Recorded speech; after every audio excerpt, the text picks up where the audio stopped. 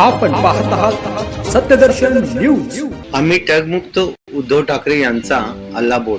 शिवसेना आणि राष्ट्रवादी या पक्षात असणारे सर्व ठग आता भाजपात गेले आहेत, त्यामुळे आम्ही ठगमुक्त झालो आहोत। यावेळी त्यांचा रोख उपमुख्यमंत्री अजित पवार, प्रफुल्ल पटेल यांना वेगवेगळ्या घोटाळ्यात मिळालेल्या क्लीन चिट संदर्भात होता।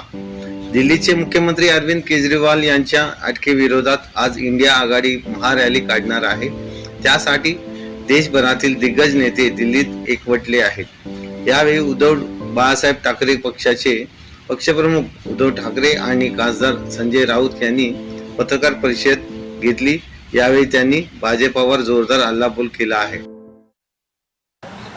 अरविंदजी माझ्या घरी आले होते आणि त्यांनी देशामध्ये जी काही एक हुकुमशाही येऊ पाहते किंवा आलेली आहे त्याविरुद्ध आपण सर्वांनी एक होण्याची कशी आवश्यकता आहे हे मला सांगितलं होतं।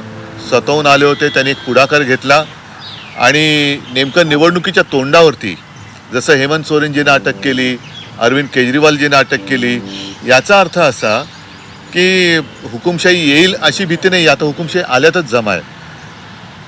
खुल्या वातावरणामध्ये निवडणुका होऊ द्यायला पाहिजेत। अनेक व्यक्ती आपण अशाही पाहतो आहोत की ज्यांच्यावरती भारतीय जनता पक्षाने आरोप करून पक्षात घेऊन त्यांच्या केसेसच बंद करून टाकल्या आणि जे लोक बोलतात त्यांच्यावरती केसेस टाकून त्यांना अटकेमध्ये टाकले जाते।